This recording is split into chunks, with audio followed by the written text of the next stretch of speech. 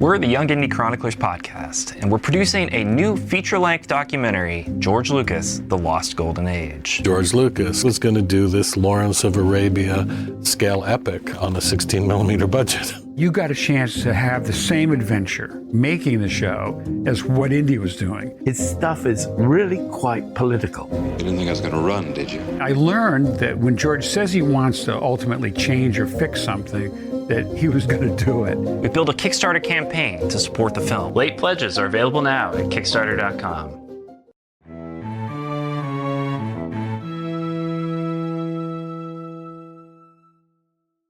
Hello there. Welcome to Force Ghost Conversations. This podcast is your home for cozy deep dives into all things Star Wars and Lucasfilm adjacent properties. This is your host, Anthony King, and each week I will be joined by fans, creators, and believers in the principles from the galaxy far, far away to discuss the thematical elements from our favorite Lucasfilm properties. And without further ado, it is time to gather around the campfire for some Force Ghost Conversations.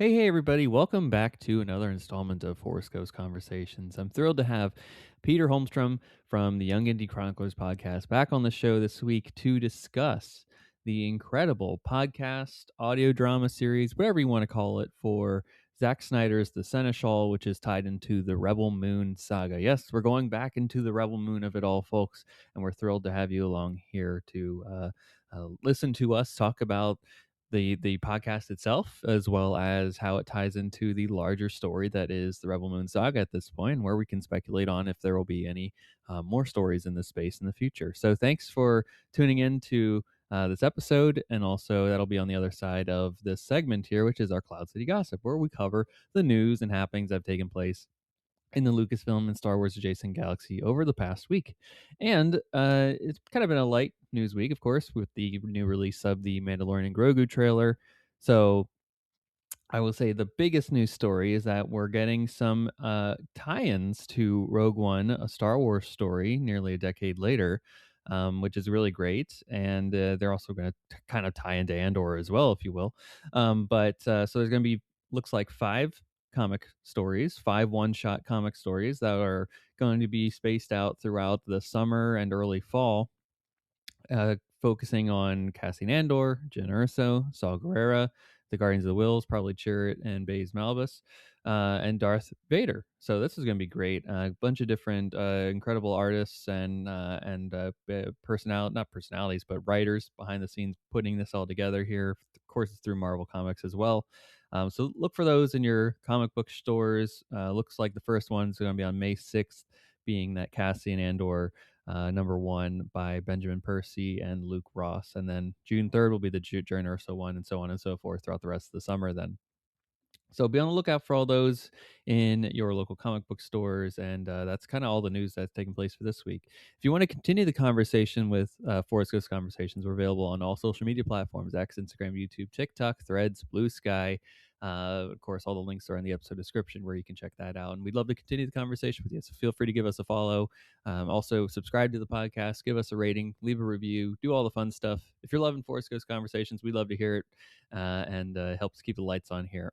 Speaking of keeping the lights on, we also have a Patreon where for as little as $1 a month, you can get access to a ton of Force Ghost Conversations related goodies. And even at $3 a month, you can get an extra episode of the podcast a month. So go check that out as well. Link in the episode description. And speaking of last links of the episode description, we have a TeePublic store, which is a place where you can get Force Ghost Conversations related merchandise, such as t-shirts, hoodies, blankets, pillows, all kinds of different stuff. And they run sales pretty regularly there. So go check that out. And we appreciate your support each and every day here at Force Ghost Conversations. So with that, folks, we'll be back on the other side of this short break with Peter from the Young Indy Chroniclers podcast talking about the Seneschal. Stay tuned.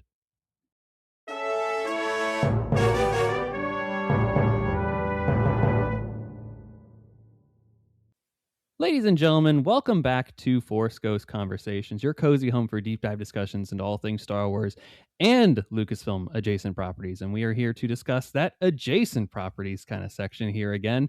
And you may recall our Rebel Moon coverage from a while ago, and we're back finally in the Rebel Moon discussion again here. Yeah, I talk often about the whiteboard we have here at Force Ghost Conversations. Our guests can see it behind me here. Unfortunately, listeners, this is an audio podcast, so you are only privy to the dulcet sounds of my voice right now as I explain it. But it's where I keep a list of upcoming episodes that I have planned for the podcast. And the Jimmy podcast, the podcast talking about a podcast, has been an idea that I've been circulating around ever since the announcement of the Seneschal, a Rebel Moon story, or it may even be called Zack Snyder's The Seneschal. It goes by many titles across the board here, but basically it is a podcast, a 6-episode podcast that takes place in the Rebel Moon universe and tells the story of the first Jimmys, how they came to be, and all the machinations that went on behind the scenes in order to make that come to be. And we're here to talk about that podcast. And when I say we have a guest. We have Peter Holmstrom from the Young Indy Chroniclers podcast back on the show. Peter, welcome back to Force Ghost Conversations, and how are you doing? Hey, Anthony, I'm doing really well. Thanks for having me on. You know, when you invited me on this episode, I just thought, like, well, that's perfect. I would love to talk about that. So I'm glad. You know, when we were, I was teasing the idea, right? And I was like, hey, do you like Rebel Moon? And you're like, yeah. And I was like, great. Do you like the Seneschal? Yeah, sure do. All right. You want to talk about it? Absolutely. Win-win. It was a really, really a wonderful way to get Peter back on the show here. And, you know, I think this is so intertwined to the Zack Snyder of it all, right? It is possibly called Zack Snyder's The Seneschal, and as some might call it in the world. And he's an executive producer, although there are many producers on this thing, but it seems like the story ultimately came from him, and he's been intimately involved with this process from the start here. So before we get into the Seneschal, we have to backtrack a little further here. And I'm just curious because a part of our online friendship developed because of you noticed I have a BVS poster behind me here, and you're the only person that's ever noted it in a positive, not even a positive light, because no one ever just talks about it. I have it there waiting for this opportunity that we bonded over earlier, which was, hey, is that a BVS poster back there? Yes, it is. So I wanted to ask you about your Snyder fandom. Where did it come from, and what is your favorite film of his so far? Oh boy. You know, I mean, I'll just answer the last question first. Like, favorite film is BVS. Love that film. I assume the Ultimate Edition, right? Of course, yes, of course. Although, the only version. The only version. Although I saw the theatrical cut when it came out, and I really liked it. So I was, I was never one of those that thought like, oh, the Ultimate Edition just completely reinvented the movie. I was like, no, it's theatrical was fine. I haven't rewatched it since then because the Ultimate Edition. Don't need to. You don't need to. You don't need to. But yeah, no. My Zack Snyder fandom goes way back, like even really before I knew kind of who Zack Snyder was. Like, I think especially pre, I guess you could say pre BVS in a lot of ways. Like, I think a lot of internet fandom around movies was very different. It was easier to just take in movies, not really track who creators were. And, with the exception of maybe a Spielberg or these huge names, sometimes you just take in movies and then later on you'd be like, oh, these are made by the same people. So I definitely remember watching a lot of Zack's movies over the years, 300, Watchmen, Sucker Punch, all these things, and really enjoying them, not quite putting together that like, oh, this is a Zack Snyder movie. And then I remember watching Man of Steel in theaters, and again, I was looking forward to it because I was a fan of Superman, but not really connecting that like, oh, this is Zack Snyder who made all these other movies that I liked. But watching it and just really being impressed by it in a way that I wasn't expecting. I'd been a fan of Superman for a while and had always had my hope and aspiration that we would get kind of this really good interpretation, like an artist who just got it. And you get the Superman Returns or some of the animated stuff that are you can kind of as fans you kind of cherry pick the elements that you connect with and kind of discard the rest and whatever. And Superman Returns, there's a few moments, whatever, but still waiting. And then Man of Steel just came out and I was like, oh shit, here's somebody who finally gets it, understood the character at with the most interesting aspects. I'm not saying this has to be the only interpretation, and there's plenty of sides to the Superman character, but I just felt like Zack just really got what I connected with the character as being the most interesting stuff. And so that kind of began the love affair, so to speak. Sure. BVS came out. I was a big fan, big supporter. Did my best to support it. And then, the Snyder Cut movement, I was, there front lines, just really Hashtag release it. absolutely. And, met one of my very good friends, James, you're listening. Hey, through that campaign, we were there. We met at the very first Snyder Con, which was here in LA. Oh, really? You got to go? I got to go to that. I was out at Pasadena, right? Out in Pasadena at the Art Center, out in Pasadena. Great school, really beautiful location. And that was one of the more special weekends, just of my life, really. I mean, it was so beautiful to at least especially on the first day and maybe second day, you're just surrounded by just like the hardcore fan base, and day 3 you started to get a lot of scalpers there too, whatever, but like just to be there with this kind of community, and it all felt very positive, and it was just a very special thing, and you could just kind of feel it, because this was before they announced the release of the Snyder Cut. There was no expectation we'd ever get it, and there was day 3 they did the BVS screening, and afterwards Zack did the Q&A, and you kind of feel everyone just kind of like on pins and needles, just waiting for him to get into it. Of just or just someone from the audience being like, "Hey, what happened?" Exactly. And literally, like, it didn't. You would expect that to be the first question. It wasn't. It was very late in the Q&A when somebody finally asked, like, what happened. I think everyone was just almost too nervous to. No one wanted to ask the most important question. Like nobody. It was kind of like, oh, here we are. We're at the gate and we can't quite enter. And finally somebody did ask, and he just goes down this rabbit hole, and you could just hear the audible gasps in the room of, oh, Lois is gonna die, like all this crazy stuff, and and he alluded to kind of the Bruce and Lois relationship that would have theoretically we ultimately never saw it, but it would have happened if Jeff Johns hadn't done some quick rewrites of Justice League. But so it was, anyway, I'm going down a rabbit hole myself. I should stop. But just been a big fan of Zack's, and always there to support his new work. And so, when Rebel Moon got announced, it was very exciting. And they did a couple of premieres here in LA for the PG-13 cuts, and I got to go to those, which were very cool. And there was a premiere too for the director's cuts, but unfortunately I was out of town at the time, and I greatly regret that I didn't just, turn right back around and get back here for it. But so that's the long and the short of it. Met him a few times. He's a really, really great guy, really fun guy. That's just really respect him as a creative. He's just such a energetic and vibrant creative force. You just can't help but get excited over anything he's talking about. Absolutely. No, Zack is he's one of those people, very much like a Lucas or Spielberg, right? That when he does an interview, I want to hear it, because he knows the properties that he works with inside and out. Even if it's the Legends of the Guardians, the Owls of Ga'Hoole, right? Like he knows everything about it. And he, especially when he talks about like Man of Steel or BVS or anything like that, like this, I remember vividly, like, what was it?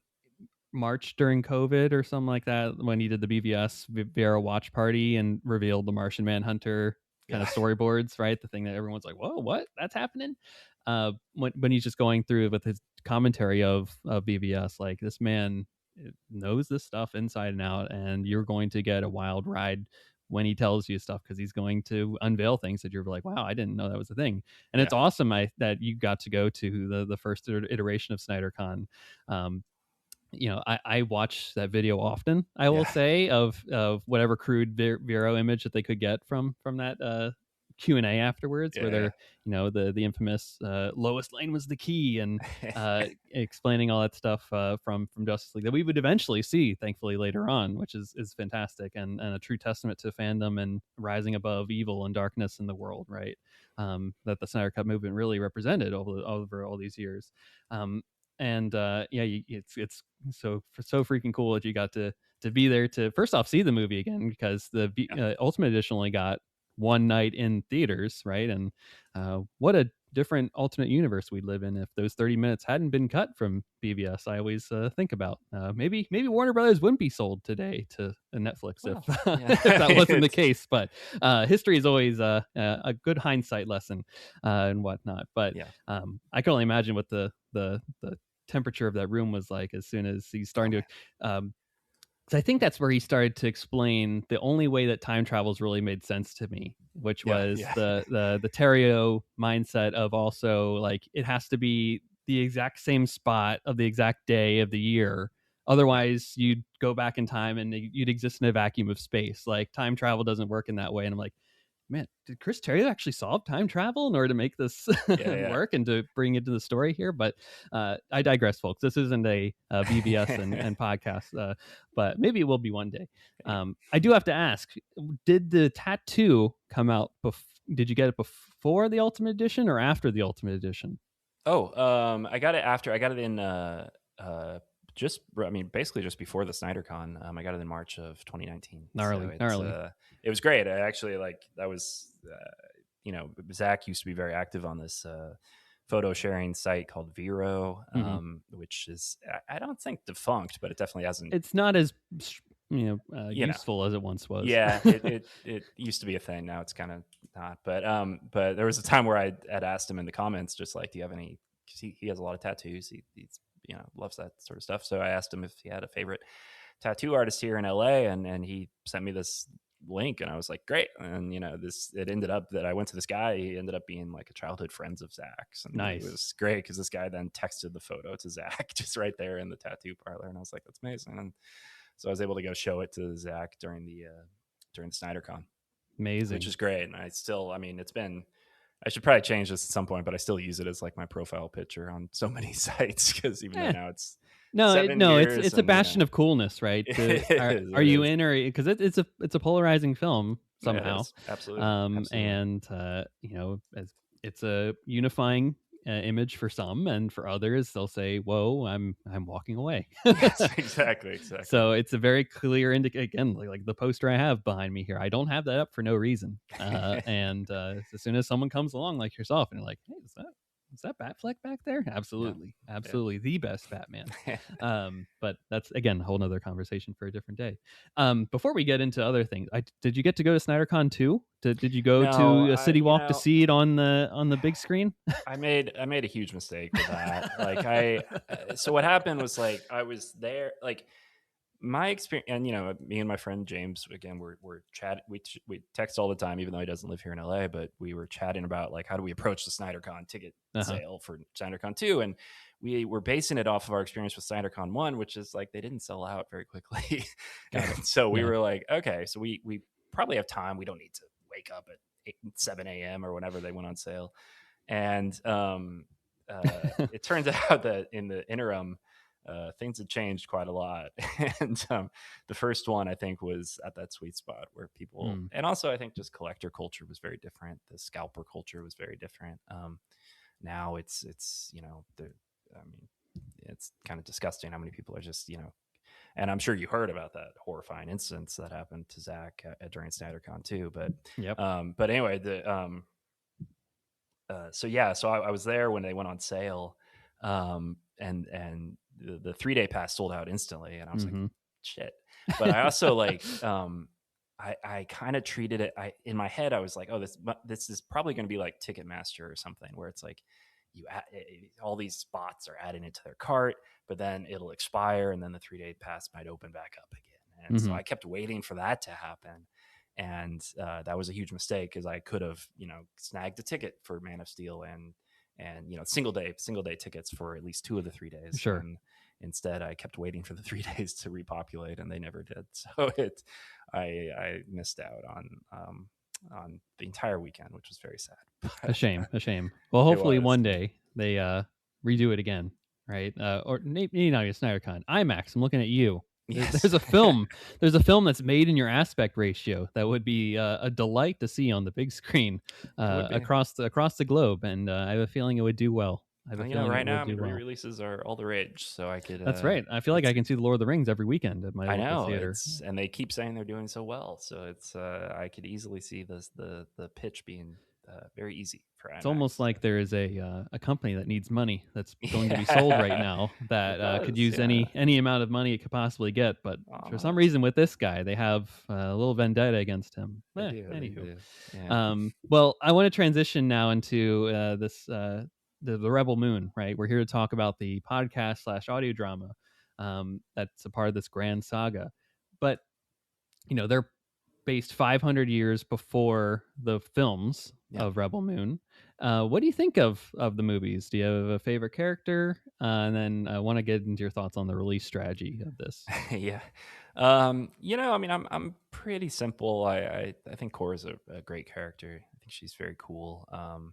I mean, Jimmy's great as well. Like I do, especially in the director's cuts. I just love how like Zack kind of breaks up the film by just cutting to him spouting poetry. And I like to joke that I imagine that wasn't in the script until they got Anthony. Oh my God, blanking on this last. Anthony Hopkins. Yep.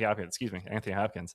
And as soon as Zack realized that, he was like, "Oh, I'm just gonna like write him soliloquies to say because that's way better than what we had written for him previously." I don't know if that's the truth, but I like to think that was true. But yeah, so that yeah, I'd stick with that. Yeah. Cool. What do you think about the films overall? Like, are you rewatching Rebel Moon every weekend, or No, not you quite just that- come not into quite them that every so much. often? It's one of those complicated answers where it's like I think these are going to be films that will last a long time. There will be cult classics. I think we're already seeing that. The director's cuts, I think, are incredibly dense in creativity. Like I think there's just an immense amount of creative energy being put into these things. My partner Grace got me the big Titan collector's book box set thing. Really? That man, they actually are still available. If you haven't Yeah. snagged it, you should really snag it because it has an exclusive book that's just for that set. It's signed by Zack and it's just filled with really cool information about the films. But and you can just tell, like, my God, like there's so much fascinating world building going on here that fans just love. Like that's the sort of stuff we just eat up. And so it's and also just in terms of thematic storytelling, it's like he clearly has something he wants to say especially with the director's cuts, I think. And what that message is, I think, is really fascinating. I think it's a take that you rarely see these days.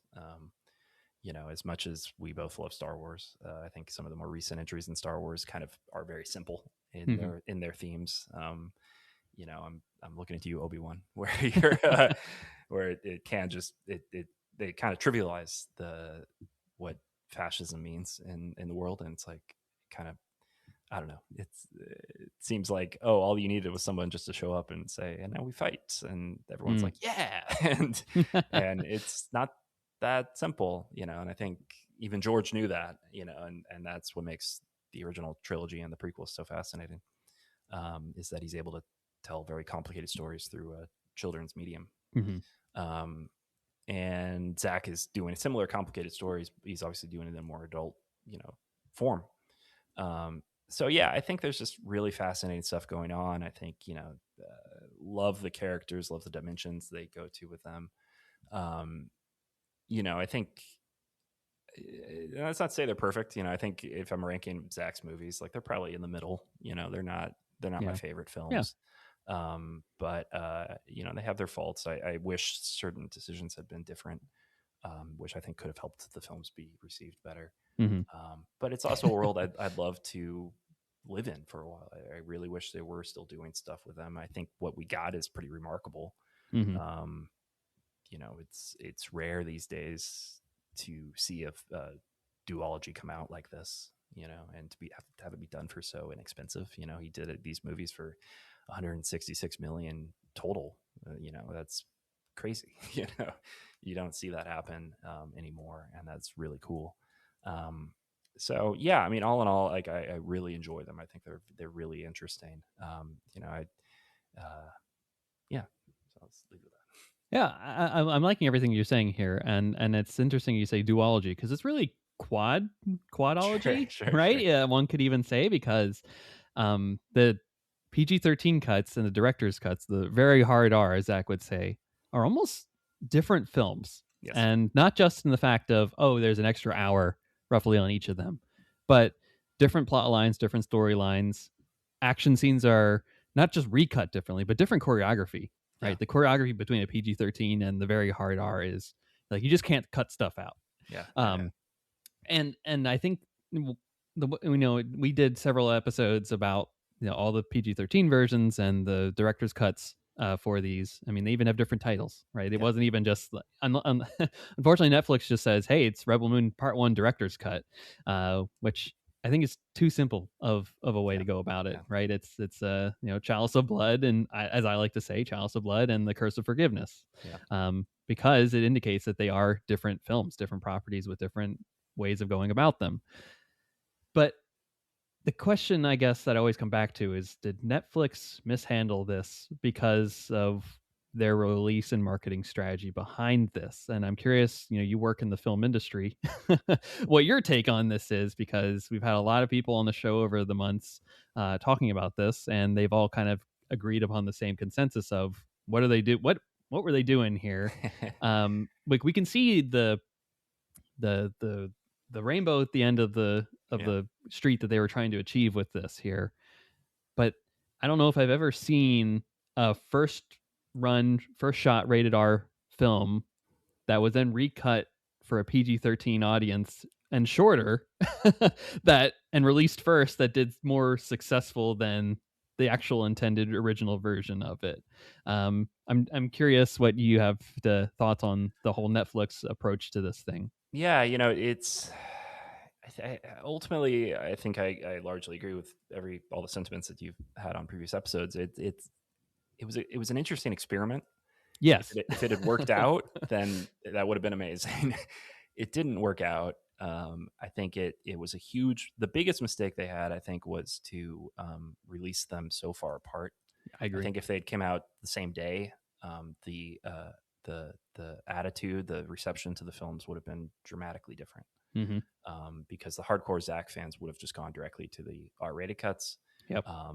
If there were families who wanted to show the tamed down version to their kids, whatever, then they could have found them.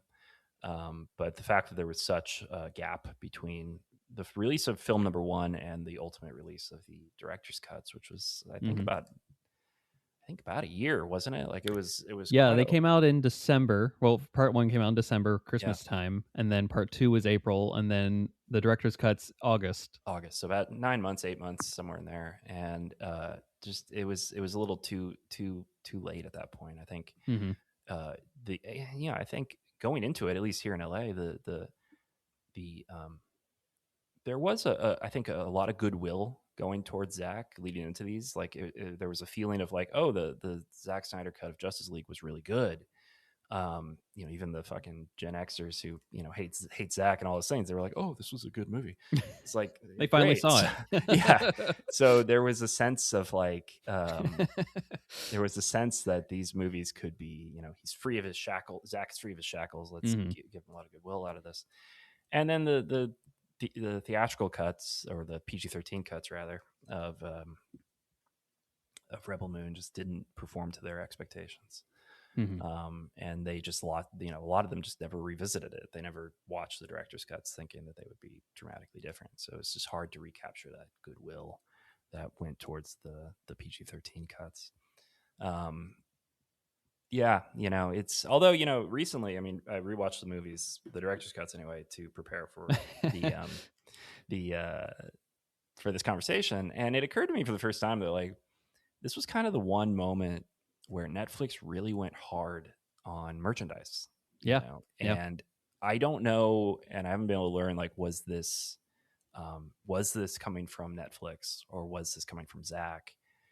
Because Zack's he's great in the room. Like, he's a great pitch man, he's, so it could have been, he was like, yeah, we're going to do this whole, interconnected multiverse thing. And it's going to be this and it'll be that. And it'll be really cool. And Netflix might've just been like, great, let's go. Or maybe it was Netflix being like, hey, streaming sucks. We aren't making money anymore. So we need to explore other avenues, which I think we've kind of seen them commit to now with the desire to purchase Warner Brothers. Is they're really waking up to the fact that they've hit their ceiling, essentially, of profit. And I do wonder, like, was this kind of dipping their toe into the world of ancillary markets, wondering if they could do this internally, and then with Rebel Moon not performing particularly well, were they like, okay, let's just go buy a company. And, Well, I think you also have to coincide with Stranger Things ending, yes. right? Because that's also the other property that you can think of that Netflix is like, hey, we're marketing this to all ages kind of crowd, and you can buy merchandise, get the T-shirts, get the records, get the all the stuffs for that. Go see the show on Broadway, right? Yeah, yeah, yeah. Um, But isn't it interesting how like the Stranger Things model, it took like they kind of had to be yanked into it, you know, like mhm. they weren't like coming out season one being like, you know, grab the 11 toy and grab the, you Yeah, know, the yep, for book sure. and all this stuff, and it's like slowly been trickling out to where now, you know, arguably too late. They're like, Well, hey, there's lots of stuff you can buy. absolutely. Well, I think it's that switch happened in season 3 when they became literally a blockbuster, right? They had it come out in Yeah, the summer. It takes place in summertime, and said, "Hey, now you can go buy all the stuff." Because even they were like, "Oh, I guess we'll have it be around, I guess October and Halloweenish when it comes out, and people will have this niche horror 80s esque kind of love fandom for this thing," and then it took off bigger than even they were probably ever expecting it to. They didn't yeah, think it'd be yeah. even bigger than House of Cards or anything else that Netflix had Oh going for it at the time. god. And maybe to the detriment of the world that everything now tries to mimic the success of Stranger Things. Um, but yeah, to the Rebel Moon of it all, right? The I have to, the Pete they gave Zach the blank check, not necessarily a blank check, but they said, "Hey, the deal was you want to do these very hard science fiction, um, deep fantasy kind of epic movies. We want you to do that. Great. You have a built-in hardcore fandom across the globe, right? And that's something that can't be slept on. Is Netflix is around the world. They're not like HBO where they're still like haven't launched in the UK yet, kind of deal. Right, right. Yeah, so like, people don't have to go through multiple different streaming platforms. No, Netflix has the rights everywhere when they release something. So and they know Zach has a global fandom. His films do incredibly well overseas. And the reception is so much better overseas than it is in uh in the United States, at least online for some reason, which Mm, is very interesting. interesting. Interesting dive into this. So they said, yeah, we'll sign up for, because this is an idea that apparently Zach's had since his days at Pasadena, right? I think the story was he had a class that was basically give me your 30-second pitch on a movie, without it. That was the assignment. A teacher gave it and said, "All right, class, hand it to me right now." And they had to quickly jot something down and give it to him. And then Zach Wright was like, Seven Samurai in Space, and handed off to the professor. And he was like, oh, that's kind of interesting. And so that's where the idea started from, maybe 30, 40 years ago at this point. And it's just grown in his mind ever since. And then finally came out on screen in these movies. Yeah. But to that end, Netflix was then like, but if you're going to do this, if we're going to sign up for this and let you do whatever you want in those director's cuts, you're going to give us 2 PG-13 versions of these things. They're going to be roughly 2 hours each. That'll be palatable to the audience that is watching these with their phones in their hand. Yeah, yeah, yeah. uh, so I feel like Netflix kind of shot themselves in the foot a little bit with that, because I don't, again, like I was saying, I don't know of any film that's had a great track record of success before, by changing its tone and formula to be that way, right? You could say, all right, Lord of the Rings had a very successful theatrical run and then extended editions, but they didn't change the rating. It was still PG-13. It was just more of the same tone, more Lord of the Rings, right? Even BVS, right? It is a vastly different film with those extra 30 minutes in there. It becomes an R-rated film with Right. that, the extra action and footage, right? And I know Zach was like, I think the MPAA just didn't like the fact that Batman and Superman were fighting with each other. Yeah, yeah, yeah. But the other example I can think of that really wasn't successful was Deadpool 2, then having the like Christmas cut that was Right. him reading it to Fred Savage, Yeah, trying yeah, to mimic Princess Bride, and the people did not take to that one well. So that was the formula, right? A very hard R film, then becoming a PG-13 version of itself. Like there's a lot missed out on the DNA for that. And for Netflix to go full all in on those PG-13 versions, thinking that they will be the most successful thing on the planet, and then to not achieve that, right? It was sad to see at the time, and I wish that they would have done like you were saying, both versions at the same time and said like, hey, if you really, for the adults home, because there were also Snyder fans that were like, I'm not watching these because I'm just waiting for his vision too. So it was Yeah, the adverse that's a thing lot. too. Yeah, They were yeah, like, hey, I'm not going to watch those. I'll just wait till whenever they come out. Versus yeah. other people who were like, oh, I watched these PG-13 versions. I'm not watching what comes out in a couple months. I didn't like Right, it. right. Um, so No, and I think it's just a tough situation. it was, and I think Zach's big, and Zach has long been a fan of Heavy Metal Magazine, which is an R-rated sci-fi anthology magazine that's been around for 40 years now, 50 years now. Yeah. And that's clearly his inspiration with wanting to do a Rebel Moon. He wanted to do Star Wars, but R-rated, and I think everyone kind of knew that. Everyone expected that. So for the PG-13 cuts to exist on their own for 8 months, 9 months on their own, I think it convinced too many people that like, oh, these are just the movies, and the R-rated cuts will have a bit more blood or something, or a single scene of boobs or whatever. And like, it couldn't be further from the truth. The films are completely different in every conceivable way. And you could also just feel that Zach is just more interested in those versions. Yes. The PG-13 cuts, he was just, I don't want to say he phoned it in, but it's definitely like not where his main creative expression is. Yeah, it wasn't Snyder Unchained. It Yeah. was definitely a obligation to some degree. Yeah, yeah. Hey, the boss is paying the bills, and I'm going to play ball with them, so I will give them exactly what they wanted. And Yeah. he did that, and Zach's done that over his career, right? Hey, cut 30 minutes out of BVS, and let's see what happens here. And boy, did they! History's different for cutting that out.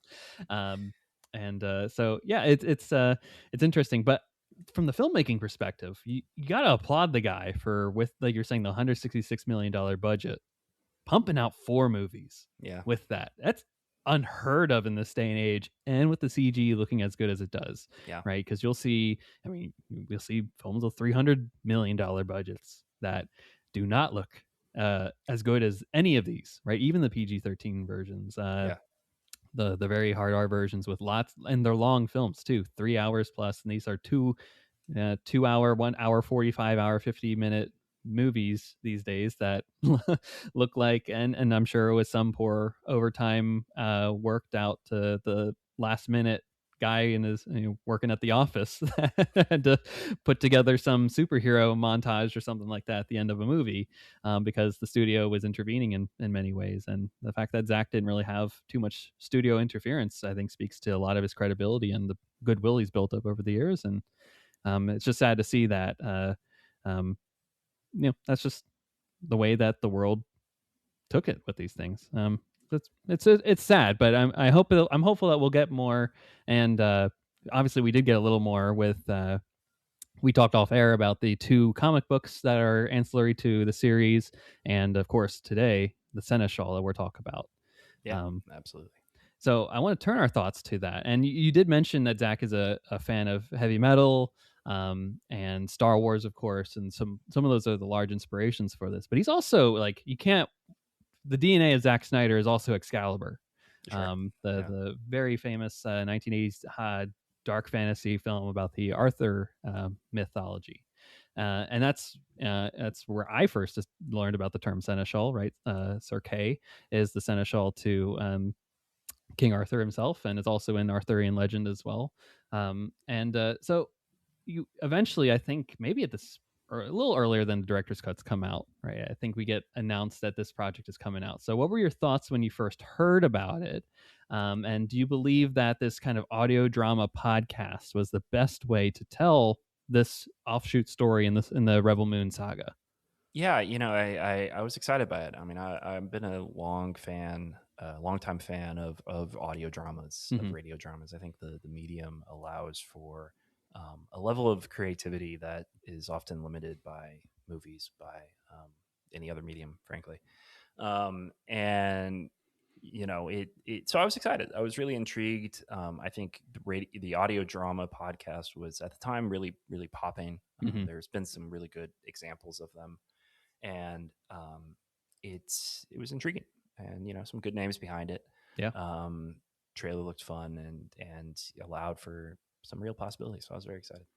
Yeah, I would agree. I think this is a low stakes way of telling a story, right? I think Zach famously said when he was done with Rebel Moon, that I don't want to see a green screen for quite some time.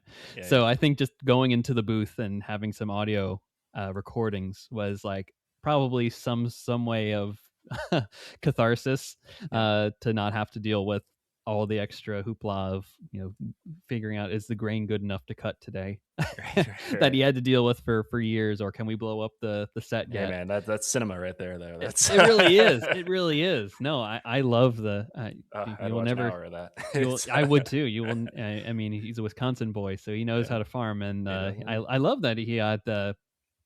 He actually had at his house in Pasadena, like they made like a little farm bed for him, so He he did. knew how high the grain was Yeah, to yeah, like, hey, yeah. it's harvesting time, baby. So I think this is it's a avant-garde storytelling way of doing this, while also not being avant-garde, because this is a medium that's been around since the 20s. Yeah, yeah, yeah, yeah. So it's really a throwback in some ways, which I love. But the Yeah. fact that we're all addicted to our phones now, and podcasts, as we're folks, you're listening to a podcast talking Hey. about a podcast now, it is fun to revert back to what was once outdated is now cool again, right? Yeah. Because I love the idea of the audio drama, and I love whenever it's a podcast or you actually buy it, and it can be available on Audible or some other place like that, right? Um, I use, well, it's funny because so very much so, this was the forum, right, was a way that people got stories and news all the way up through the 60s, probably, right, before Sure. televisions were massively a part of people's lives. So there is a World War II reenactment that's done every year in Reading, Pennsylvania, where I'm originally from. Hmm. That is called World War II weekend, and they'll have massive encampments across the entirety of this huge airfield that they have. So all the reenactors will be out. They'll have whatever veterans they can scramble up left, and have them do talks, and a lot of flea markets, all that kind of stuff.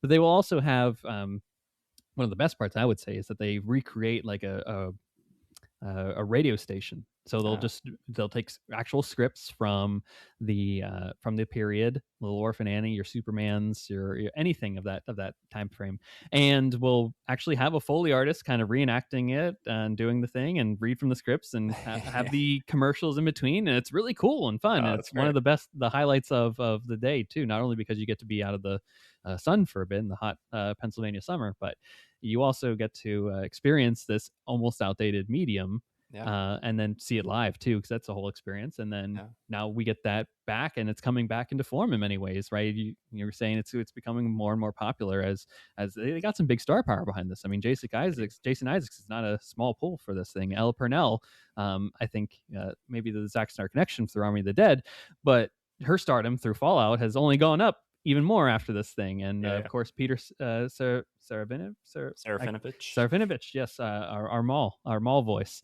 Yeah, yeah, yeah, that's right. There's a Oh great my another God. prequel connection here. So I forgot all about that. it's really a fun way to explore this story in a low stakes way, and I'm sure it didn't cost a lot for Netflix to do this. So I bet it's, for the people that listen to it, it's been a really fruitful experience for them.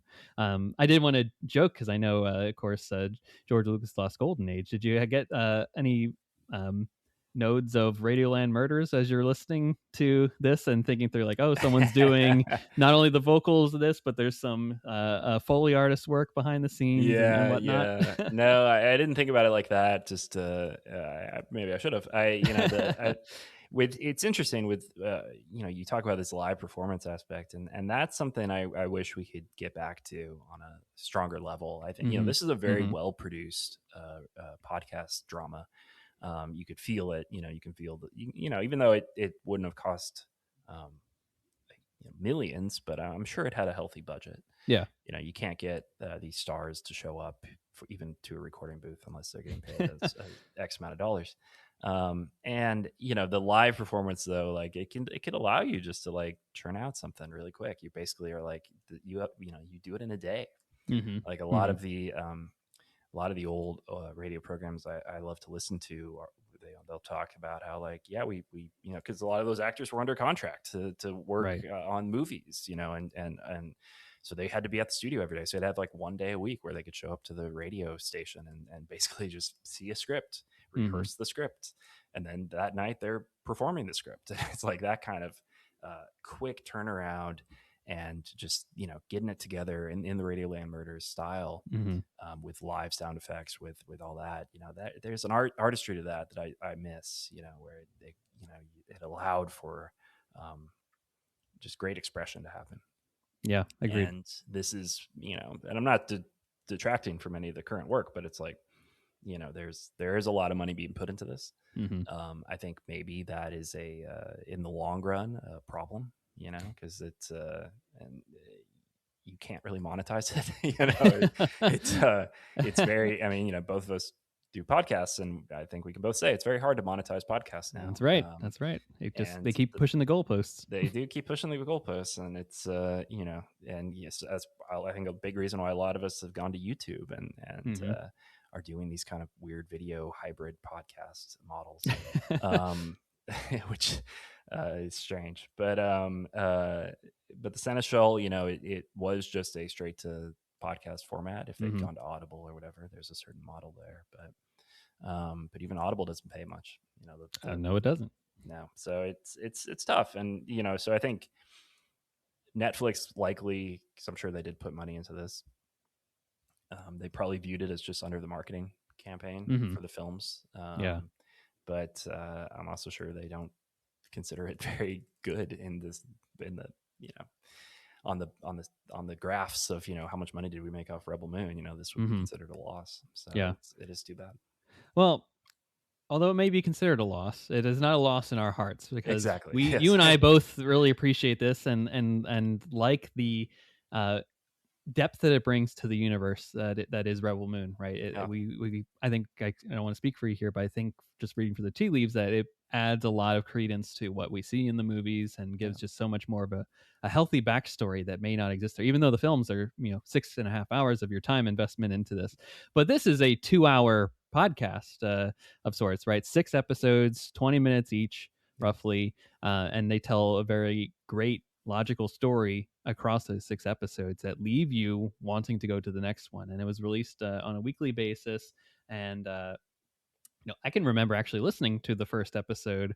It was, maybe I had a couple in the queue, so I don't remember. I think it was in July that came out, but it was waiting for I think D23 2024 that August. I was flying out to LAX, and while waiting for the plane, I was listening to the Seneschal, and boy, as you know, Peter, as you turn this thing, you hit play, it is very adult from the start. So moving on to my next question here, in true Rebel Moon director's cut fashion, because this is kind of the tone of that. If you're looking for, folks, a comparable for this thing, it's very much the director's cut, not the PG-13 version. It's a very mature rating, even in audio form. So, like I was saying at the top of this thing, the story tells the genesis of where the Jimmies come from, one of the standout characters from the films themselves, but it shares that the genesis of them comes from pleasure droids, and Adwin, their chief creator, modeled the most extensive prototype that they would have at that point, Reyna, after his wife. So in hindsight, do you think that for Adwin, was it wise for him, or frankly anyone, to even model a pleasure bot after their loved one?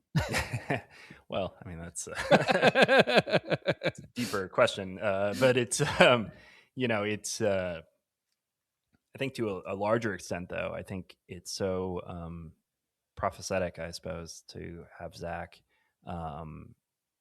utilizing what we can just use a shorthand of just porn, basically, this evoker of technological change. And I think what's fascinating is you can see that in our own real world here today. Sure. That we're speaking right now over a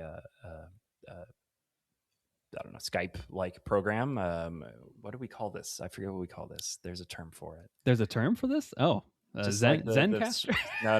The actual platform. the form of communication. That's I forget what it's video, online video, audio recorder. It's like video to video. Video to video. Conference calls. That's what I'm thinking of. Yeah. Oh, but, wow. Yes, of course. But that was really pioneered in the 90s with porn sites, and even whoa there, Peter. Before that, well, technically yes, but I think, wasn't George the first to That's true. do No, that is this. true. He was, but So George start like in true George fashion. He starts something, and then the porn sites pick it yes, up. exactly. No, but it's and I guess I should qualify these statements. Like, they don't create these technologies, but what they'll Right. do is it becomes popularized and normalized because Mhm. people themselves are wanting to use them, and that popularization is what then cements them as like, okay, we're now in this new form of technology.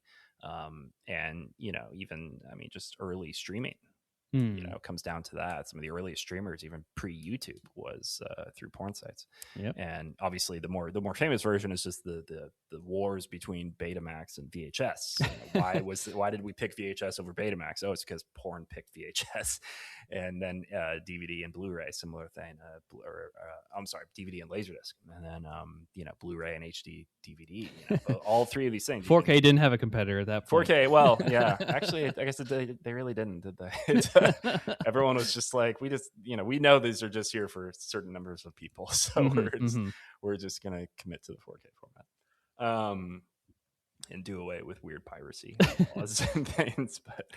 But anyway, all that was just to say that, like, so much of Zack, I think, was queuing into something that is very understandable, that like these sort of popularizations happen because of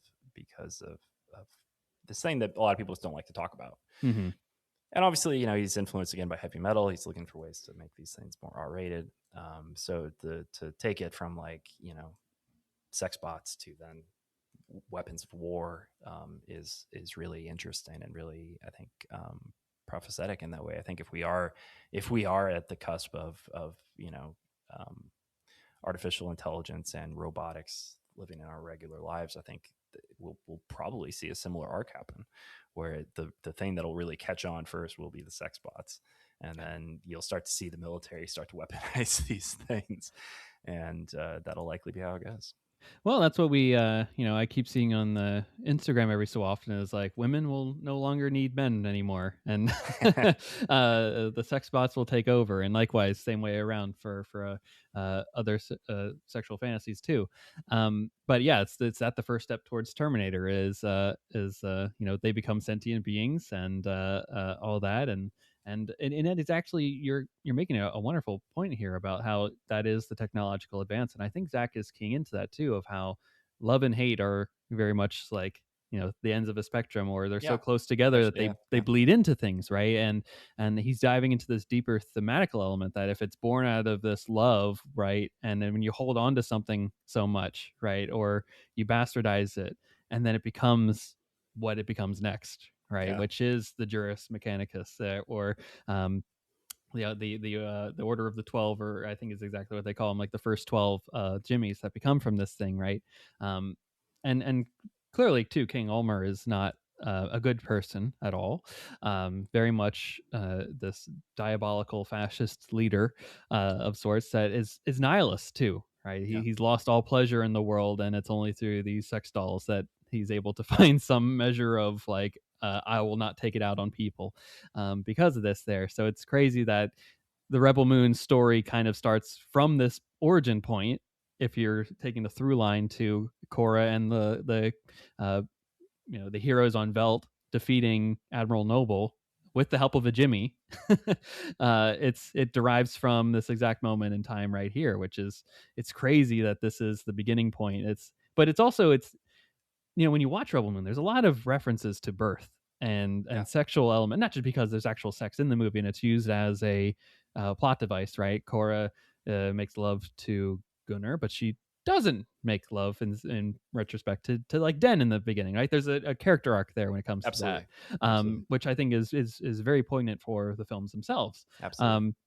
And if you watch like the PG-13 version, it's very much like when they come out of their version of like a hyperspace, it's like the world opens up and like as a vagina, right? And they're birthed into this new space, and we are birthed into the story of Rebel Moon because of that too. And that's not in the it's ironically not in the director's cuts. So it's funny that that's a part of the PG-13 versions and whatnot, but it's all intertwined here. And I think, like you were saying, Zack is tying into a lot of deeper thematical elements, even though on the surface level, one might scoff at it and go, "What? No, I'm not listening to this." Especially if you, I mean, it's a hook, right? Our English teachers from back in the day, were like, you got to have a hook in these paragraphs, or else I'm not reading any further here. So he knows how to get you in, right? This is a guy Yeah. that has done a lot of work in marketing over the years, and especially how he got into a lot of the film industry was through his marketing work. So he knows how to sell stuff, and we were saying earlier, right? He knows how to pitch a room to get in there, and it just I don't know. Poor Adwin. I'm not poor Adwin. I mean, he made his choices, right? He didn't have to Yeah. model Sabine after Raina. I know that he said it's his muse, but in hindsight, I don't think he would have done that, knowing how things play out. Because King Ulmer takes her, and he's like, "Hey, I need the real thing too to test comparison, right?" And that's where a lot of this goes into play. And there's nodes of sex trafficking and slavery and whatnot all at the same time for this thing. So it's not great, Yeah. but It and it's interesting too to in revisiting the podcast to prepare for this. The thought occurred to me is like, was there another way that this could have gone down? Because like they're yeah. not really. Adwin is very eager to partake and show off his sex spots, but like it was kind of a forced situation Yeah, there too. it Like really was. they were kind of pushed off to go do this, and had they not done things the way that they did, like they maybe would just have been killed right there. Like there was nothing to say that they would have gotten away. You could argue that there's decision points at certain moments in the podcast for sure where maybe they could have gone on the run or whatever. But like, it is interesting how like Zack, I think, likes to play with characters that are very literally trapped in situations, and what does that elucidate? Within them, within the story. Yeah, that's very much a Zach thing, right? Where he's like, "Oh, you're telling me I can't do that, so I'm going to put them in that situation there and see what they do." Right? Yeah. That's arguably why his films are controversial, right? It's because people are saying, "Hey, Superman can't be put into this situation and do this and have the fallout be as a result of it," right? And that's kind of what he was like. Actually, why not? And then let's do it. Like that's where the interesting stuff is. And exactly. instead and we can see from other versions of the Superman that when you just kind of let him do what people want him to do, it's just not a very interesting movie. I agree. I agree. Just saying. Just putting that out there, folks. I agree with what Peter is saying. Even though weirdly, I would argue that Superman kills a lot more people in those other movies than he does in Man of Steel. But it's funny that you mention that, because he certainly does, and people don't have the same fervor of internet hate against other people that they do. Thank you for Superman talk, everybody.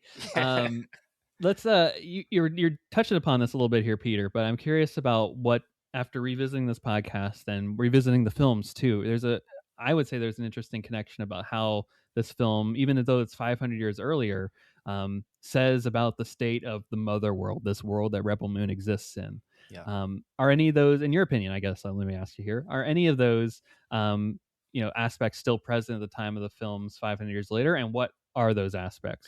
Yeah, and it was so fascinating being at one of the Q&As with Zack about these movies. These were just for the PG-13 cuts, which that would have been so hard to talk about. Oh my, yeah, no, it was rough because he's like, I can't spoil that. There was a few times where he had to be like, oh wait, that's not in this cut.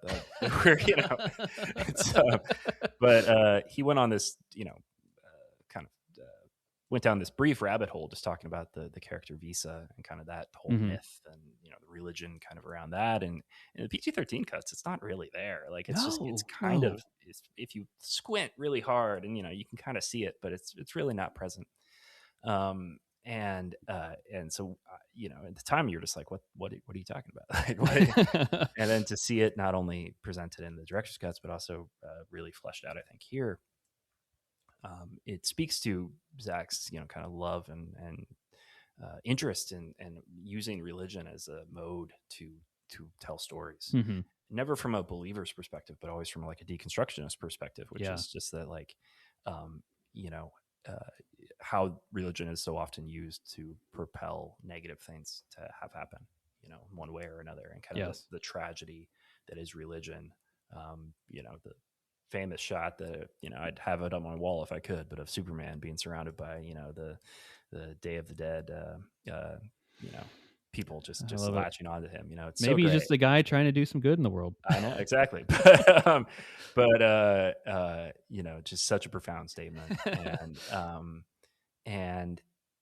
and I think so. Yeah. So all that was just say, like, if the character of Issa was going to be explored more in sequels, what we're really seeing here is establishing that, like, there is a religion around this person, around this myth, and it can be manipulated, and kind of used to both justify murder, but also can, uh, be a force for so much wickedness in the world, even if those people are saying it's a force for good. Yeah, for sure. I want to dive into the Issa for sure. So we'll touch upon that in just a second here. But before we get into that, I did want to say, just from my vantage point, about like this world is already dire. And that's exactly like, it's sad that 500 years later, like it's still just as bad. Nothing has changed. There's pockets of rebellion that just get squelched, and uh, people are just living horribly. Like Yeah. there's no like, who wins in this world other than the king and like a select few probably that of like his close associates in the world. Like I'm just, what, it's so bleak. If you want to get really depressing, we could talk about our real world and talk about how, like, we look back throughout human history, revolutions never really win. Like No. I recently watched the Ken Burns Revolutionary War documentary, which is very good. Amazing. Yes. And then within like the first 15 minutes, he just points out that, like, all of our founding fathers that we all canonize here in this country, like, they were all like rich landowners who just wanted to make more money by pissing off the Native American people that lived here. And it's like, oh, right, it's just fucking rich people every time. And it's just, they just want more money. Like, that's it. And it's, and I think going back, I mean, we could talk about, like, around the time of Jesus, let's get really controversial here. Sure, let's do it. There was a new Messiah coming out every week back then, and they would lead a small revolution. Those revolutionaries would get killed, and then that would be the end of their messiahism, messiahdom, or whatever you want to say.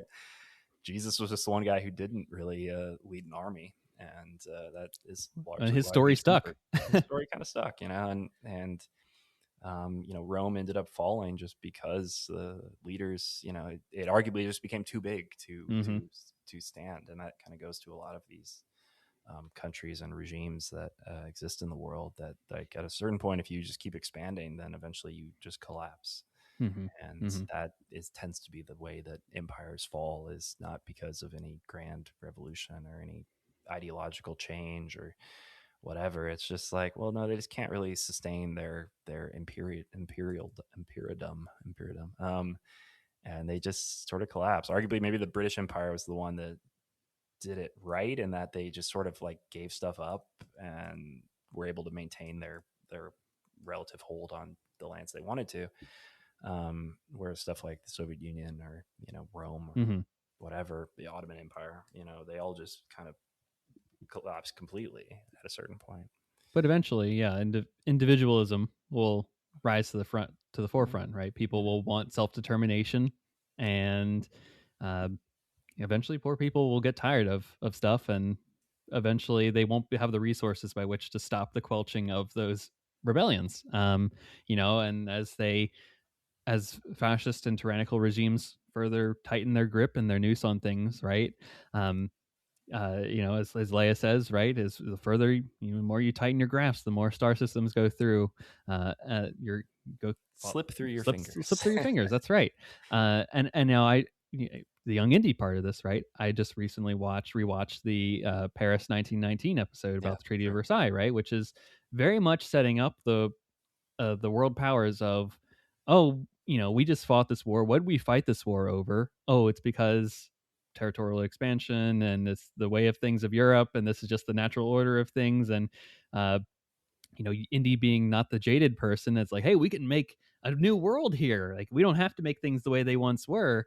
And then to like literally run into like a Ho Chi Minh character, where he's like, hey, I just want to, we're in this feeling of good moments and good vibes, and we want to have a free Vietnam, and only to realize, hey, we're going to have, 50 years later, we're going to be fighting America's most controversial war, arguably there, Yeah. and dealing with the ramifications of that because we didn't decide upon it in 1919 or even in 1945 when he said again, hey, let's do a different way of doing things here, and give me we fought against the Japanese together, United States, let's figure this out. And then you have your Henry Jones Sr. being like, well, it's just the natural order of things. That's Europe's going to fight again in another 30 years and another 30 years, and they're just going to take little squabbles of land here and there, and people will die in the interim, and we're just here to record history. And that seems like what Rebel Moon was like, right? I think Raina's like, or I can't tell, it's the same voice, obviously, but you will conquer worlds, my dear king, and that's what you do. That's your legacy. And he's kind of bored of that. And the Issa myth works both ways in this sense, right? Where it's a way to control the people.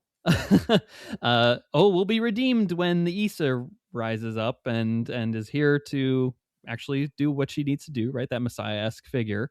And also for him, he's King Ulmer. He's like, that's a legacy. That's the thing I care about, right? Yeah. Can I be the one to bring the Issa into the world, right? So he even gets caught up in this myth that is so potent to this world, which still is real in our world too. Like how many people have used religion, like you were saying, how many people have used religion for to control the masses. It's still very much being used today in almost every country. I mean, the Middle East has never gotten out of what we thrown them into following World War I.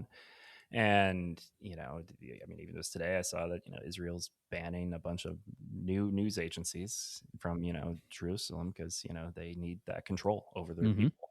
That's right. And it is all that just kind of fascism just rising and discriminating with what sees fit, but often using religion as an excuse to do that.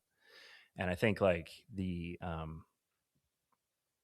particularly interesting thing with Rebel Moon is, well, actually, I'll say this. I recently rewatched the Matrix trilogy. I still haven't seen the fourth one, so forgive me if this is something that's dealt with in the fourth one. I'm going to watch it here soon. But I own it, so I just need to open it and give it a watch. But it was such a fascinating thing. You get to the second one and the end of the second one, and it only occurred to me recently that like, they make such an interesting statement at the end of the second one, being like, this myth of the one is just another form of control. And then they kind of just drop it. They're just like, actually, we changed our mind, and he is the one, and he's going to solve all our problems. But I thought that would have been such an interesting and bold choice for them if they had really committed to that take, where it's like, no, this was just the machines again, and we need to figure out how to go past that. Because religion is that. It is that form of control often created and propagated by the elite. And I think the fact that Zack and Rebel Moon really honed in on that with this franchise is so fascinating, and it's something we kind of shrug off these days, but like the idea of royalty being connected to religion used to be far more common. I guess the most recent example you'd have, which is like the Church of England, and this feeling of a direct connection between the king, it's chosen by God, etc. I mean, obviously, there's still leaders in the world that would claim also to be religious leaders, but I think in America, especially, maybe we're just spoiled in the sense that like I mean, this isn't true, but we would like to believe that there's a separation between church and state. We would, it'd be great. The great myth. Yes, exactly. But so many religions throughout history, so many governments throughout history would often have a direct connection to their religion and saying like, we are divinely gifted by God. And therefore we have even more authority over you. We have an absolutism to the world. We have an absolutism. Yeah, exactly. And I think it's so cool for them to say that. The one aspect that I find interesting, though, is that in the movies, as we see them, Issa does seem to have these weird powers. So it actually works. And I wonder if Zack had been given the chance to go on, like, was this something he would have challenged? Was this something he would have leaned into, where it's like, oh no, this is how we can make things actually change? I don't know. I mean, we'll probably never know, but one day I hope I can ask him, which is just like, what were your plans for this Issa myth thing that you were dealing with here? Because you see the Seneschal, you see a lot of his other works in the Rebel Moon universe. It seems Mhm. like you're saying this is all fake. Mhm. This is all kind of made up as a form of control by the elite onto the masses. And then he's like, actually, Yeah, she heals a bird. yeah, yeah. But also, we don't like we see that. We also maybe don't see that. Like, is That's that right. It's something from a that certain point of view. that would have been an arc for Cora in a future movie? Mhm. Where she has to come to terms with like, oh, even her own faith is fake. Yeah, yeah. Or maybe she discovers faith. I Maybe don't she know. discovers faith. Who knows? I mean, I think had we, it's interesting because I think this would have been one of the. It's the second movie that Zack did that was completely original. Mhm. The first one being Army of the Dead. I guess you could call Sucker Punch, but that's sort of an Yeah, adaptation yeah. too. But this would have been fully his own creation, and much like George with Star Wars or THX 1138, you can really dig into like who he is as a person just by Mhm. reading into the art. And it would have been really interesting to see like had this been able to go on, be fleshed out more. Like what is Zach's philosophy? When you really get down to it, Yeah. it would have been interesting. Well, I mean, obviously, religion is, whether he wants to admit it or not, I think he would admit it, right? It's a very central theme in it in a lot of his films, right? Yeah. Whether in very much in your face or not in your face, right? I think, Watchmen, Doctor Manhattan is definitely that Superman Christ-like figure of sorts to a nihilist degree, and then you have the adverse of that, which is actually the Superman, with I don't know why people don't like the religious imagery that Zach blatantly puts into his Superman films at this point, right? Even to the point of it being like. When Superman dies. Spoiler alert, guys, if you haven't seen BVS 10 years now. But very similar to, the Christ dying for humanity, right? And that sacrifice there, and all the imagery that's associated with that. And even in Army of the Dead, right? There's definitely religious overtones in that film too, across the board. So he's no stranger to this, and I feel like maybe he's working something out himself throughout his years of living in all these properties, which could very well be the case. I mean, Spielberg's not shy from saying, hey, these are my therapy uh, for how I did things over the years. But it really is fascinating about how people, both in the mother world and in real world, right? But we'll keep it to at least my thoughts here on what the mother world is portraying here, which is they need the Issa to redeem them versus actually just doing it themselves, Yeah. which Yeah. I find so fascinating that people like, will see King Ulmer, right? He's like, oh, I need the Issa to come in and I'll stop my evil going ways, right? And then Carrie Yu's King, I don't think we ever get a name for him in the films, is like, oh, I'm starting to feel better because my daughter is redeeming me as we speak.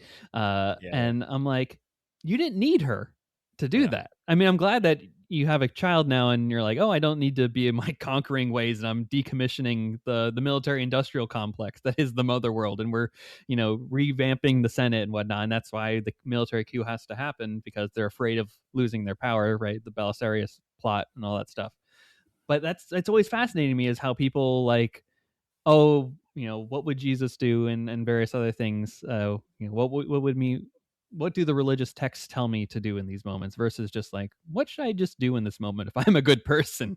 Right. Or Jesus, come back, we need you to wash away all the sins of the world. Isa, come down, please, we need you, and we'll be better as a people, right? Rather than just saying, like Cora and the crew, hey, we're standing up for what's right here. And then Jimmy, the through line of all this, right, that we see in this, it learns free will, and he's literally told, I can't pick up a weapon anymore or fire anything because Issa's no longer in this world. My purpose is gone, and now I just lift boxes and do things here and there. But now through the movie, as we see, he gets to learn what choice is, and Yeah. destiny, and how to be think critically and all that stuff. And it's like he makes a choice, and that's what all of us have to do every day, is to wake up and choose good or evil. And we're informed by the world around us, and it's so incredible how these things that people latch onto these prophecies, to these stories, right?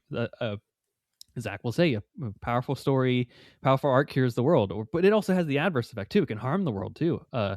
A story can go both ways if it's told in a certain way, and that's the power of art and the power of words and all that stuff, and how it can be exploited. Yeah. So it's fascinating that he's like you said before, deconstructing this, and he's deconstructing it in all these different ways within this, and he doesn't give an answer, and I love that. Right. And it allows you and I to come in here and be like, what are we talking about here? But there's so many real world elements that come into it that I'm so thankful for. Yeah, and I think partly he doesn't answer it because it's hard to answer. It's almost Yeah. impossible to answer. And even when you give an answer, Good that's luck. not yeah, it's like it's not really a final answer either, because it's something that's almost intrinsic to humanity in a lot of ways. Like Mhm.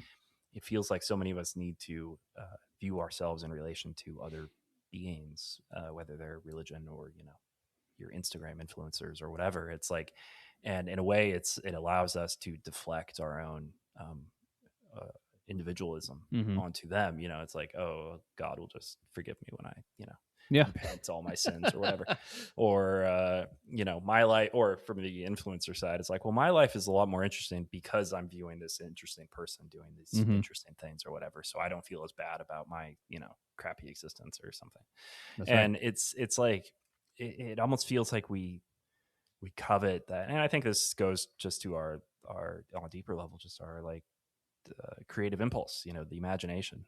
Like we can imagine a better world for ourselves. So many of us can't have that, so we kind of defer to a religion, a higher power, where we can kind of justify why we're not happier, because like, oh well, God will reward me one day or whatever.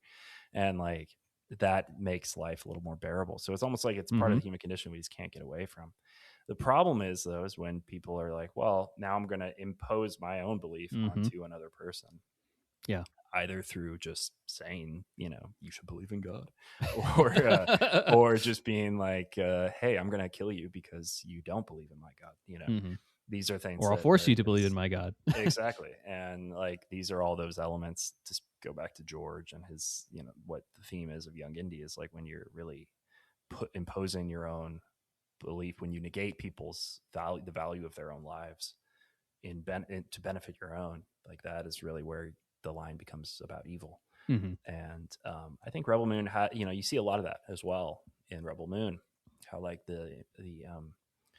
you know it's both a story that's about the need to stand up for your own beliefs and your own rights, but it's also like, from the evil side of things, it's like they don't give a shit. Like Mhm. I Mhm. think part of the why it can be kind of unpleasant to watch is like that opening scene in the director's cut, where Right. Yeah. uh, Eris. yeah, well, Eris, who's the victim there, but I'm thinking, God, what's the guy's name? He's your bad guy there. Oh, Noble or Nope, Cassius. Noble, Yep. Noble, Noble, Admiral Noble. Yep. Admiral Noble. Yeah, yeah, Atticus Noble. yes. Yeah, excuse me. But Noble, he forces Eris to bash in his father's head, and then he like mocks about just like what's core to someone's humanity, Mhm. that existed inside of Eris's father's brain, essentially. And you can really tell in those moments that like Zack is saying, like, what is the most valuable parts of humanity are these like tiny little moments that we all share, but we all have shared in our own individual way. Mhm. These moments that make up our existence. And yet, Noble just does not, he mocks it. He's just like, I don't, I defy this as being valuable. Mhm. Um, and that's what makes it, in my mind, I mean, he's truly one of the best villains I've I ever agree. seen, because he's aware of like, this isn't just like, he's just like, doesn't see it. He doesn't, it's not like, oh, empathy is, no one's ever taught him these things. It's Mhm. like, he gets it. He's Yeah, like, and he exploits it. he gets it and he exploits it. Exactly. And like, that's the scary part, is when someone can be like, no, humanity has value. I just choose now to crush it, Hmm. and that is and to exploit it for my own ends, Right. and like that makes it particularly villainous. You know, like so many of the world leaders that we could point to today that are like we would describe maybe as villainous, their villainy comes from just like saying, well, those Palestinians don't matter, you know, or Hmm. or you Hmm. know, these poor people that I'm subjecting tariffs to, like they don't matter. Like I matter more than them or whatever. Yeah. Or they justify it by saying like, well, I'll get to them and I'll benefit them one day or something like that. But the more evil one, I think, is when you say like, no, they do matter. I now choose to kill them, you know, and that's anyway. I'm sorry, I don't know where I No, got off no, on no, that, that's but beautiful. And Noble is definitely, I would agree, one of the highlights. I want to say a highlight because he's a good character and whatnot, but he's a highlight because it's nice to see a villain that's actually a villain for yeah, once. yeah, Like, there's no second anytime I see him on screen that I don't question that he's going to whip out that bone kind of thing that he has, the the kind of bone axe, I guess. I yeah, don't yeah, I know there's a specific title and it's in the novelization, but and use that to bash someone's skull in or yeah, exploit someone else to say like, hey, kill your dad.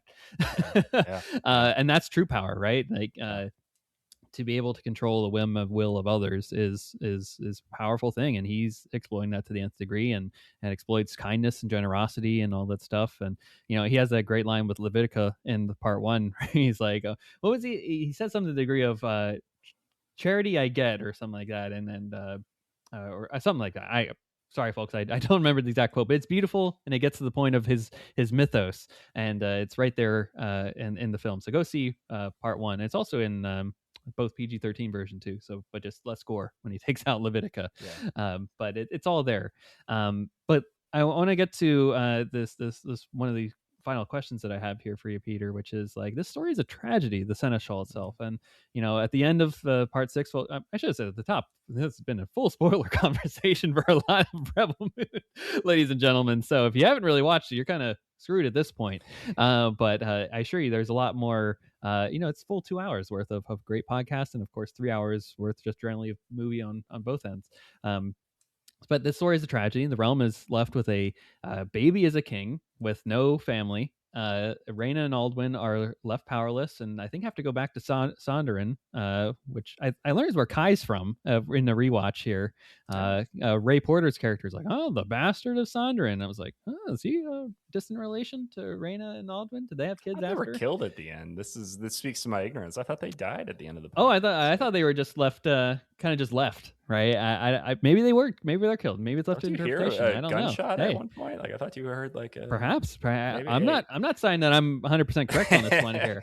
It speaks to the ambiguity. It's When it's it still speaks true. to They are left. us Yeah, as listeners to what do we read into it at the end? And you're like, oh that's no, right. they're together. It's great. And I I'm mean, like, no, they're dead, man. I mean, they're together. They might be alive or dead. They're still together, and they're powerless. So what I said is still true. They may be alive or dead. Well, we'll figure it out. But there's an interesting implication for the future of Rebel Moon here.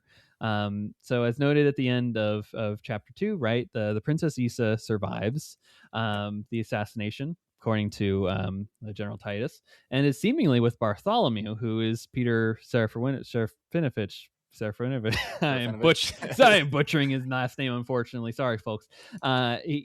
He's one of the he's the first Jimmy, if you will, that's created for this. He's part of the Order of 12 that Adwin makes as Seneschal to King Ulmer, and he's tasked with protecting the line because that's where the Issa will come from.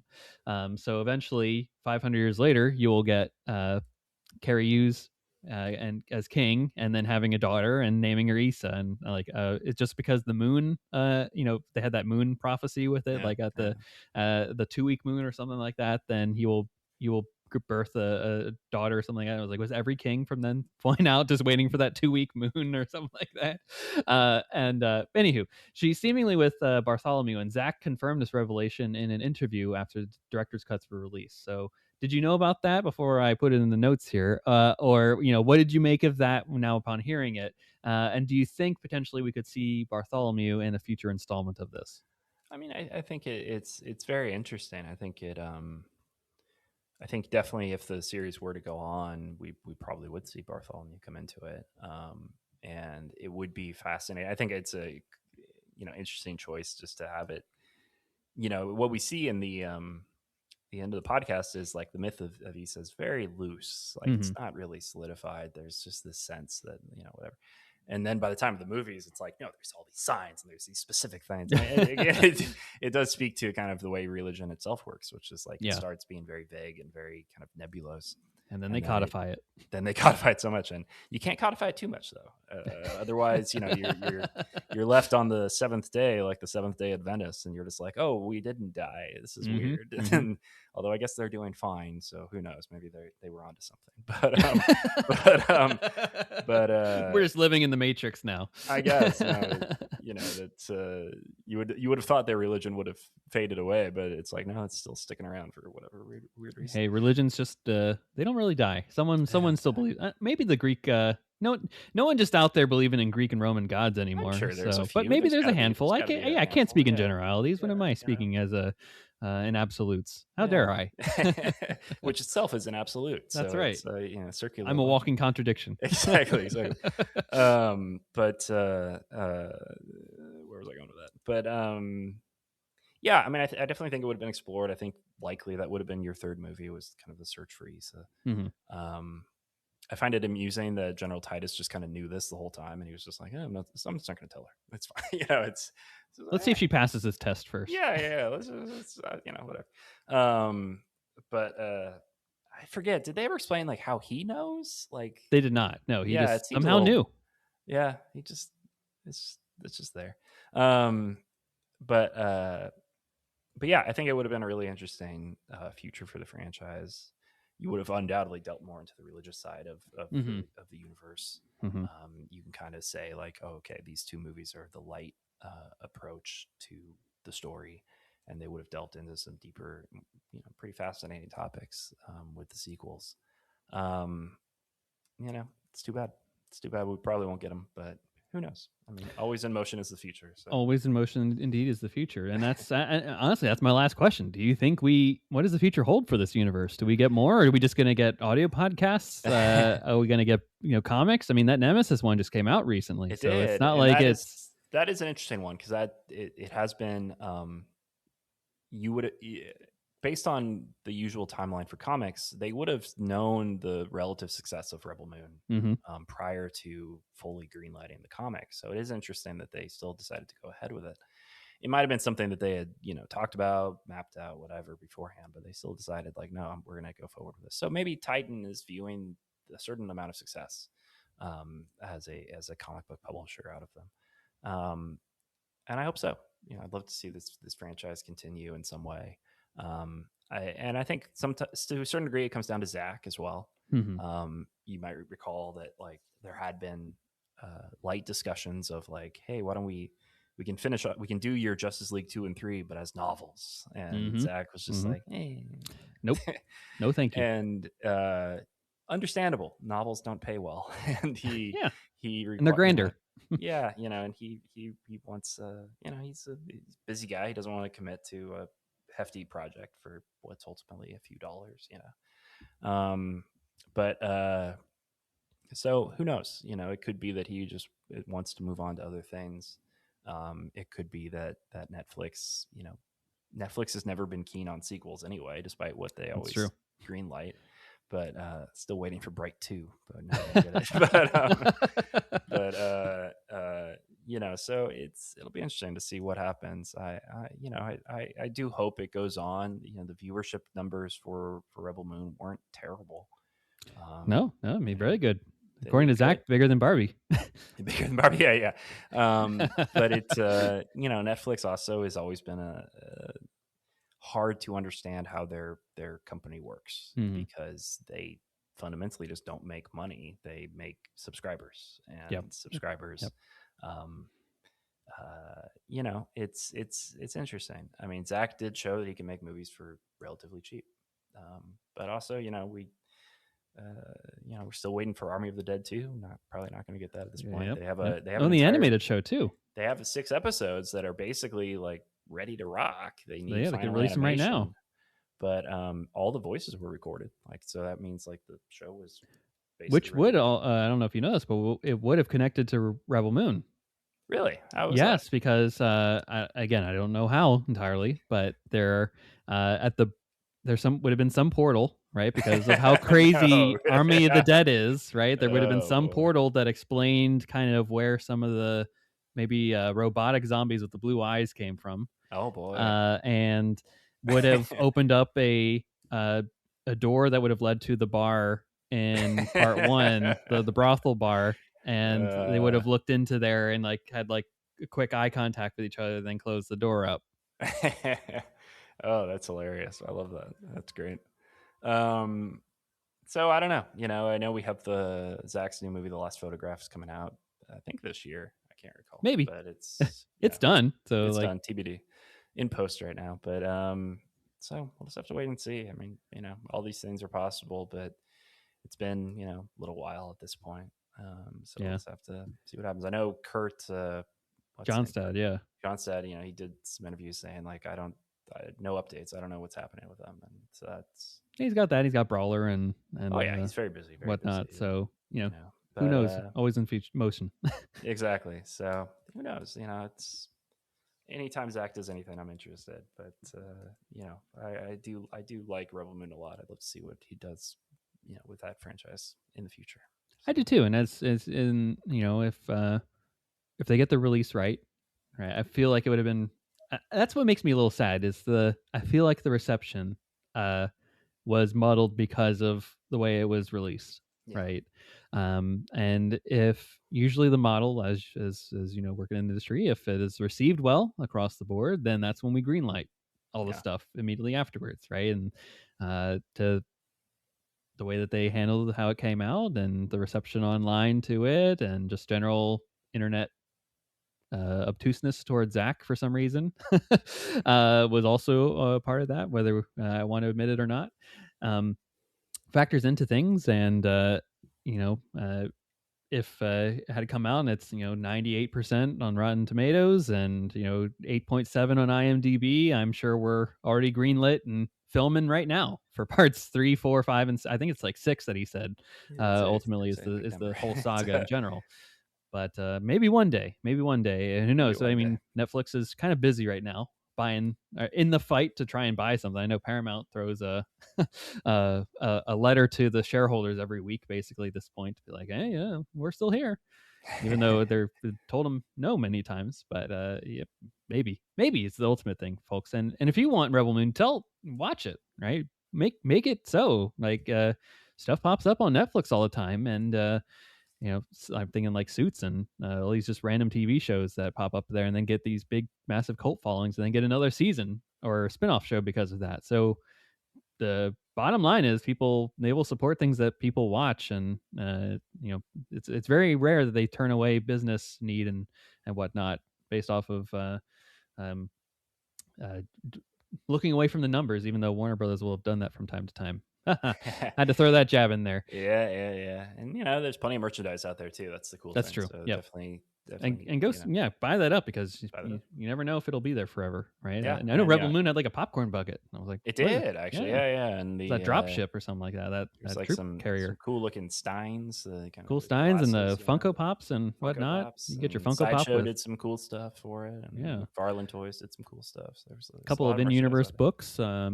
The reference materials and whatnot about all that stuff. I mean, there's a lot. It's a tip of the iceberg universe, right? And absolutely, it's not really talked about in the films a whole lot, but like those novelizations that accompany this, which is a lost art too, I'll say, really dive into a lot of the inner workings of the mother world and whatnot. Like those priests, they're just carrying around teeth around the picture of Issa.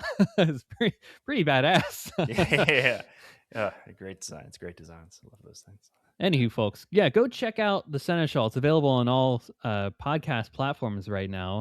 I listen to it myself on Spotify, and it's great. Make sure you go check it out, but also be warned, very adult, mature rated. So if you're listening around, don't just like have it out when you're and without headphones on if you don't want to get looks from people in public. And even if you do listen to it in public, make sure the sound isn't turned up that people can hear you through your headphones. They might think you're listening to something else, and you'll get some looks from people. But Peter, thank you so much for hopping on and chatting all Yeah, of about the course. Seneschal and giving your thoughts on Rebel Moon. Where can the folks find you and the cool things you're doing with Young Indy Chroniclers this time? Yeah, I host a podcast called the Young Indy Chroniclers, where we talk about George Lucas TV show, Young Indiana Jones, and we also talk about Star Wars and other topics as well on there. We're producing a documentary right now called George Lucas: The Lost Golden Age, which is all about George Lucas's and specific years from '89 through '96, essentially, and a lot of the technological innovations and just big, like, kind of paradigm shifting stuff that he was doing at Lucasfilm at the time.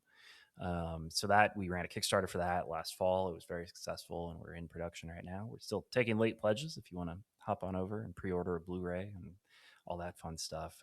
So we're rocking really, really well on that front. So exciting times all around. Amazing. Yeah. And folks, go support Young Indie Chroniclers. And of course, we will have in the show notes a link to the Kickstarter so that you Thank you can very much. send in your late pledges, get your Blu-rays, physical media. You always have it. They cannot take it away from you. So make sure you got that. And this is an important documentary. It's preserving history. It's cataloging a lot of this history. And it's a great way to, Peter's and Daniel are hunting down these people that want to talk about this stuff, right? I think that's part of the coolest thing that you guys are doing is like, they've talked at length about Star Wars, but people haven't asked them about Radioland Murders or the specific aspect of the special edition that they worked on or Young Indy and whatnot. And this is, like you're saying, it's a lost age of Lucas's career where people think he's just dormant, and like that's not the case at all. And I'm glad that you guys are fighting that myth through this documentary. Yeah, no, it's a really fun project, and we've been very lucky to get some fantastic people on board. So it's a really wonderful time to be making this documentary, and it's very fun. And of course, we're very appreciative of you and all the work you do here, and your supporter on the Kickstarter. So we are very grateful for that. That's right, of course. Happy to do so. I mean, gosh, it's one of the most important projects I can think of these days. So I'm really thrilled to throw my support behind it. And folks, yeah, you might have heard Peter's voice through the ad that we run at the front of every episode too, which also advertises George Very Lucas: The kind. Lost Golden Age. So fun synergy on both the front and back end of the podcast here.